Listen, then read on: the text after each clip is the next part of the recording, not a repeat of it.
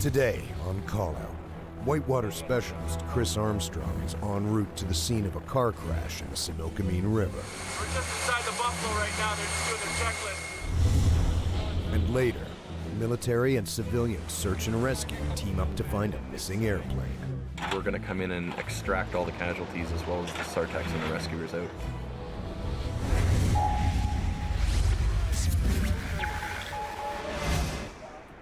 Saturday, 6:11 p.m. Search and rescue coordinators are wrapping up a 2-day-long training exercise when their cell phones go off simultaneously. Penticton SAR is requesting professional swiftwater rescue instructor Chris Armstrong's expertise at the Ashenola River, where a car has been found half submerged. The driver was last seen leaving a nearby campsite. He has been missing for 18 hours. Now, usually this is, a long drive, or we have to find a helicopter that can get me there. Conveniently enough, the Armed Forces 442 Squadron was also part of the exercise, and they offered to give me a ride. We're just inside the Buffalo right now. They're just doing their checklist. They figure it's about 35 minutes flight time. Should be pretty quick. It's a nice ride if you can catch one. On departure, it'll be a climbing turn, back to the left. It's a nice country out here. The aircraft will drop Chris off in Penticton. From there, it's just a short helicopter flight to the Ashenola River.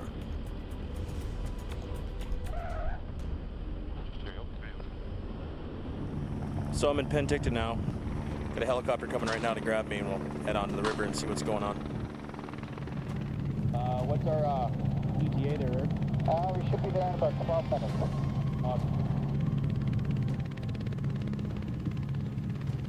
Must be up here. Yeah, there we go. It's underwater. Vehicle river, midstream. I think the work's cut out.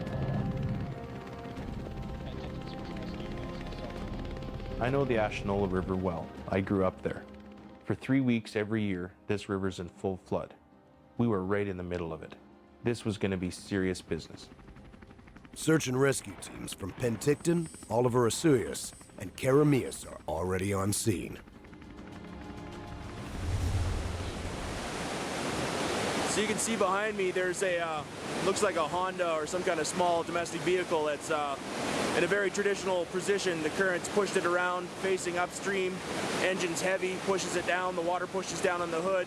We know the windshield's out because the water's coming through the open doors. So there's a good chance even a seatbelted victim in there who could be deceased is going to get flushed. The helicopter that brought Chris to the river has completed its mission and heads back to base. It takes off with 3 members from Penticton Search and Rescue on board, including team leader Hamish Reedy, who will look for the subject on the way back. We had the hope that he was still alive, as with any search. We flew the river, hoping to find him on a high point of land, somewhere either side of the river, possibly walking down the road, and we just really had that hope that he was still alive. Meanwhile, Chris is working on a strategy to access the car. Priority number 1, make sure the subject is or isn't in the vehicle. There's no point putting people at risk searching downstream if the subject's still in the car. First thing you want to do is get a line attached to the vehicle. I use a reach tool. It's a small grappling hook on the end of a rope. You can throw it out, hook a part of the car, and secure a line to it. The idea is to take one of our members, put them on tether, and have them ride the rope out using the current to take them to the vehicle. Colleen Avon, a certified swiftwater technician, receives pointers from Chris before entering the river. We didn't want to be swimming. It was deadly below where the car was. To a swimmer, you might survive, you might not. And that's not really an option. We aren't there to die. A rope is hooked up to Colleen's PFD.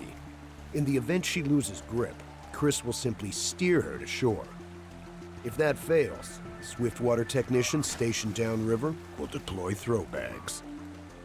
I'm still very new to swiftwater rescue. It's very new and was very intimidating. First time I slid down the rope, I ended up in a a V below the car, so the rope was going back upstream. It just sort of pushed me under and held me there briefly.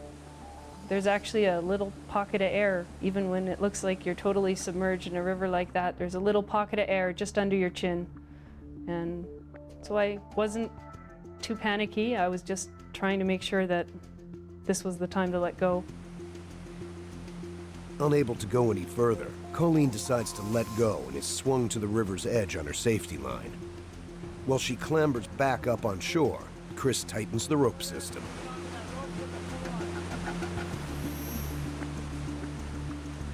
This time, it's smooth sailing. I knew that once I reached the car that there would be an eddy behind it where the force of the river would be less, and it would give me an opportunity to let go of the rope and grab onto the car and pull myself up onto the car without too much of a struggle. The whole force of the river was actually pouring through the front and then out the side windows, and it was just a car full of black water, some floating seat cushions that were still attached, and that was really all there was. Once we determined the subject wasn't in the vehicle, we're already on the vehicle, we might as well try to retrieve it. Colleen attaches the tow line to the roof and returns to dry land.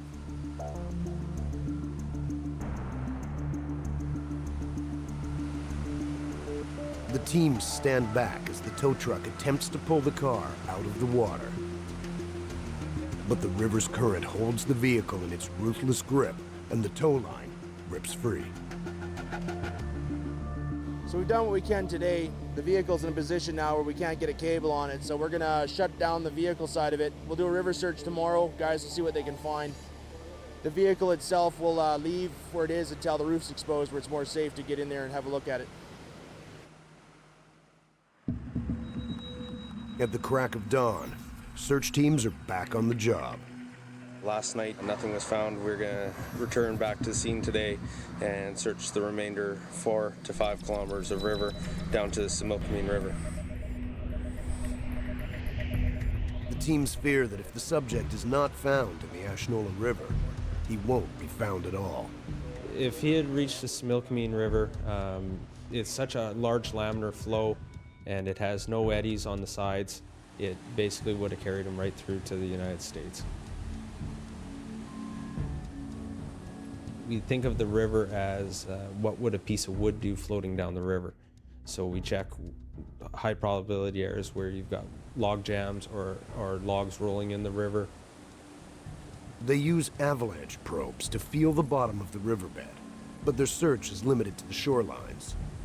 The river current is boiling fast. We didn't want to put anybody in the river at all. Unless we had a live subject, we were not going to put somebody in the river.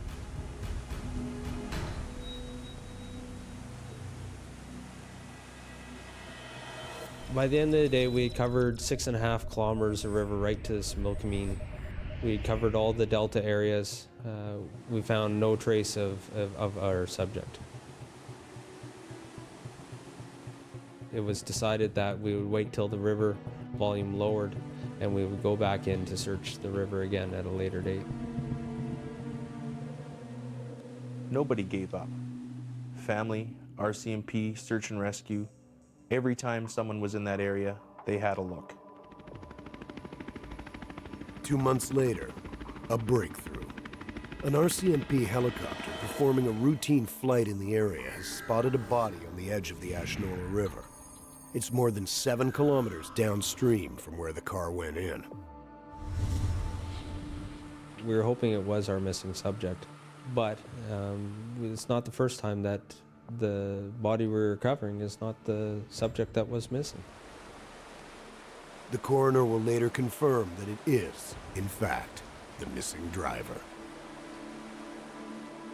Our greatest joy is to find someone alive and rescue them. Sometimes we have to settle with just finding them, but in the end, at least we can bring them home to their families.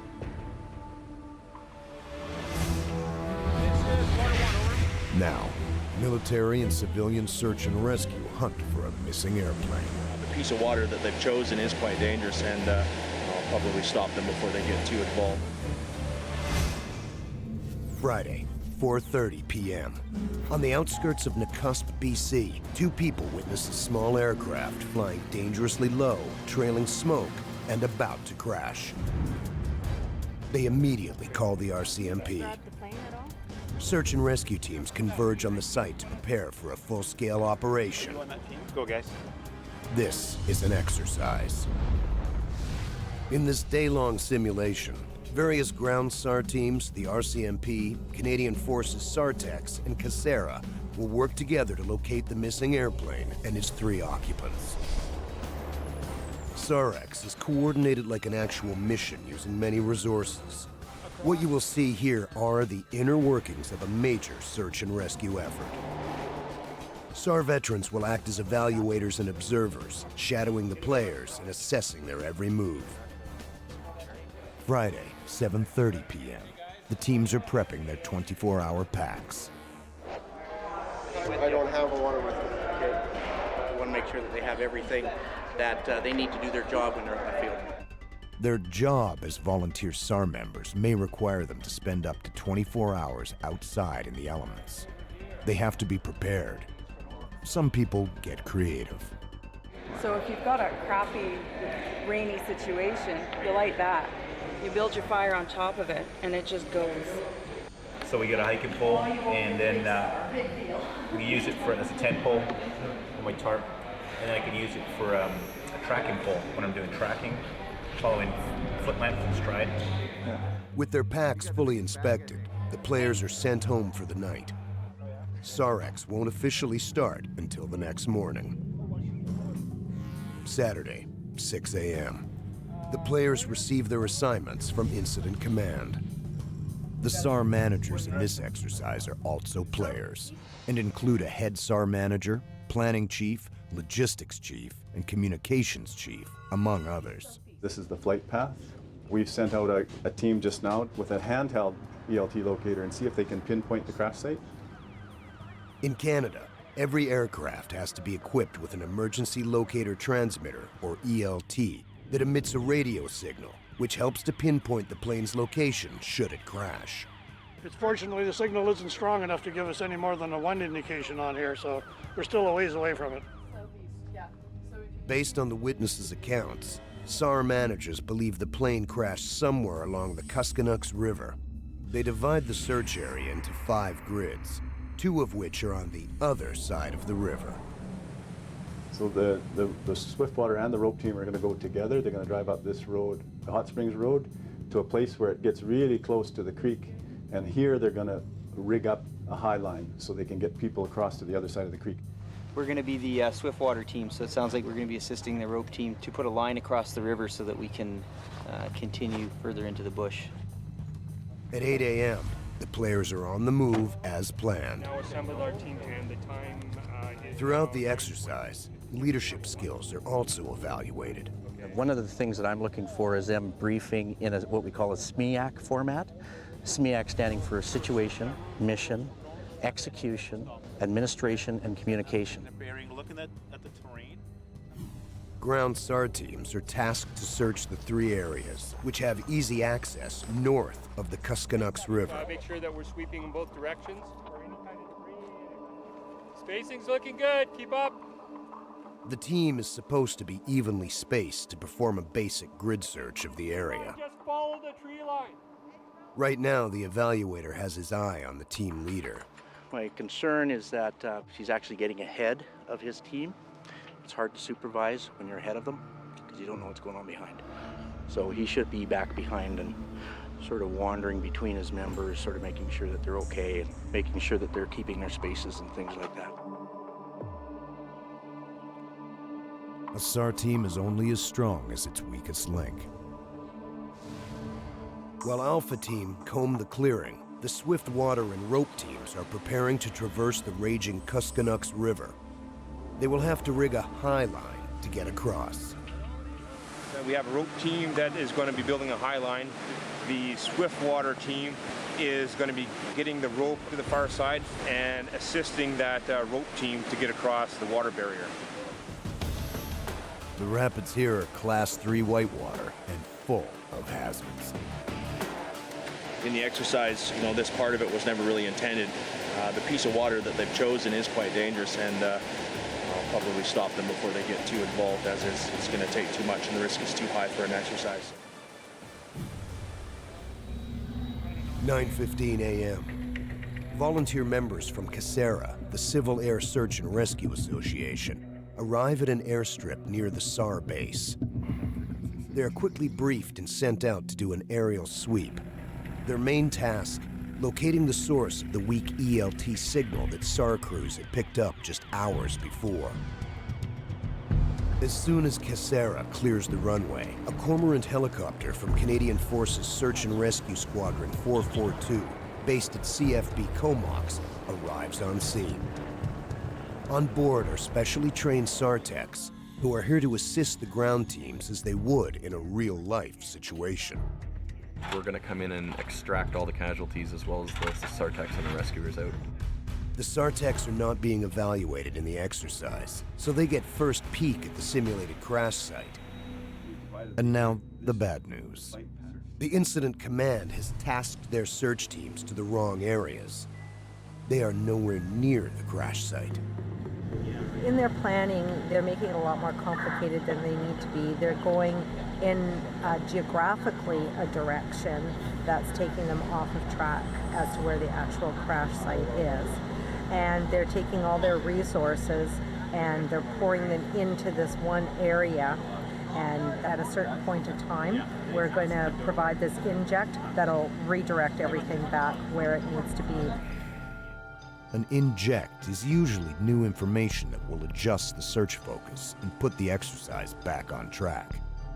At 12 p.m., Incident Command receives the inject from their eyes in the sky. As it turns out, we're looking in completely the wrong area. The plane was actually spotted, and it's several kilometers to the southwest of where we were looking. It's down here right alongside the Kuskonex on another tributary, so we're going to send a hasty team in there right now. This is the way search and rescue goes. Sometimes the eyewitness says something and it doesn't turn out. You just got to keep looking until you find something. The search teams are called back to base. We've been called back to base, so we are discontinuing our search even though we didn't finish sweeping this area. But not everybody gets the news. We lost communication with them, and we can't get a hold of them, so we're moving forward with our mission. Communication is vital to any search effort. Search managers will often set up a complex network of radio signal repeaters to communicate with ground teams searching BC's mountainous terrain. Command, this is rope 1, over. Luckily, the message gets through before the teams waste much more time and energy rigging up to cross the churning river. It's probably going to take us a good 15-20 minutes to break this all down and pack it away. 1:30 p.m. Ground SAR teams Alpha and Bravo arrive and join SAR techs at the crash site. It appears that they're located on an island. The other side of the river looks no better than this side for approach. They enlist the help of the SAR techs and devise a plan. Him and I are going to go upstream to where we said approximately where the small stream is entering the river. We're going to swim it. We're going to penetrate that site. We're going to radio back. We'll tell you exactly what's going on that scene.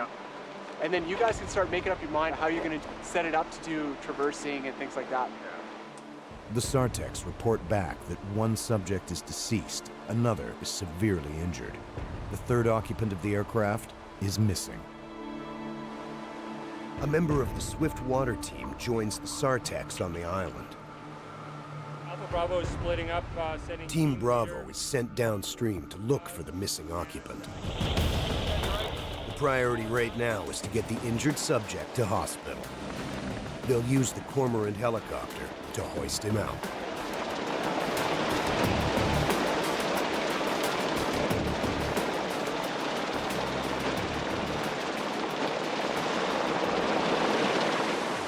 Far side, this is water 1, over. With the injured subject evacuated, the Swift Water team will assist Alpha team to extract the deceased subject off of the island. 3 p.m. 1 kilometer downstream of the crash site, Team Bravo has located the missing subject. He is deceased, and a recovery is underway. We got two things going on at once here. We've got the rigging team right here preparing to retrieve someone from just below the bridge. If we look upstream, we can see the Swiftwater team doing containment for the rescue off the island where the actual crash was.